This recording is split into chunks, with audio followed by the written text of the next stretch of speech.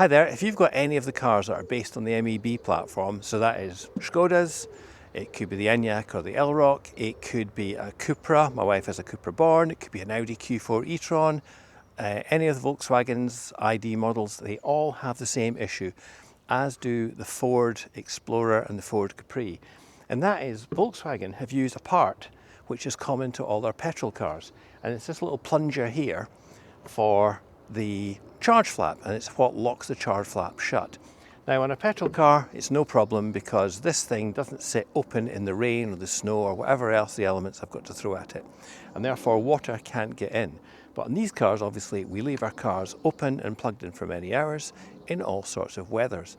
And what can happen here is that the water gets down inside this little plunger and it then corrodes the mechanism inside. There's a solenoid in there.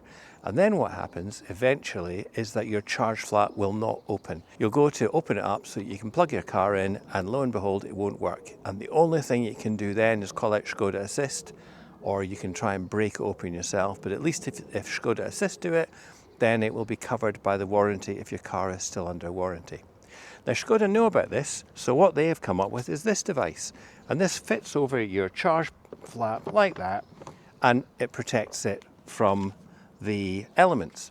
And actually in the wintertime this is really good because the charge port there can fill up with snow if you're facing into the snow. And so that is really, really helpful. But this is a bit big and it's a bit clunky, and it's also, I think it's about £20. But there are other alternatives. So one of my viewers has been working on a little device which he's now selling on eBay, and I'll put the link down below in the description. I'll try and overlay it on the screen as well. And what he did, first of all, he sent me a prototype, which was this, which is in nice Octopus Energy corporate colours. And what this does is it fits over the charge port, or the plunger there, and it fits in place nicely. And there's a little rubber seal in there, which keeps the water out. Then he further refined it and developed it. He noticed that not all cars were exactly the same. I think he had a friend with an ID4 and the design wasn't quite the same, so he refined it and moved the little O-ring down there to the bottom, and again that just fits on nicely like that.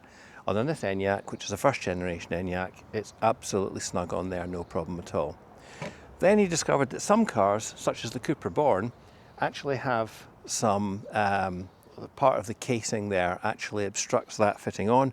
So he's now settled on this, the final production version, which comes in white, and it's got less of what would you call that, a lip around the bottom. And so this can fit nicely on there.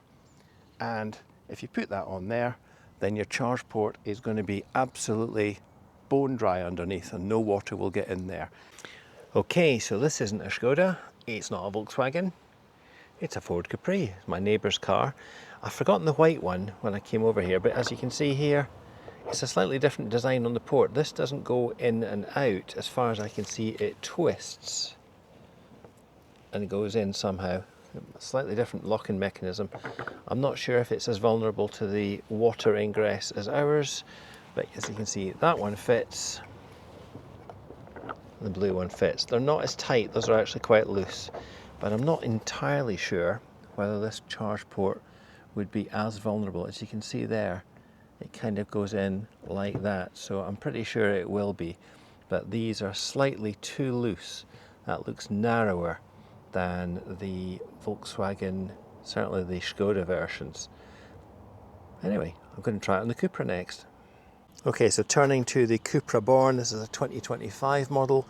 If we look at the parts on here, that doesn't go on, and you can see there's a lip around about the top there that's preventing that getting on. And so the blue one is exactly the same. If we go to the white one, that pushes on. It has a little bit of resistance there, but it makes it a really tight, snug fit. So that will be absolutely watertight. No water is going to get in and harm your mechanism there. If it does snow, however, the whole charge port will fill up, and there's nothing much that this can do about that. But this is a nice, neat, elegant solution, far smaller. Like you saw, I had it in my pocket. You can carry that around with you, keep it in the car, and that will protect your charge flap and save you a bit of money, because to replace one of these, I believe, is a couple of £100 if you're out of warranty.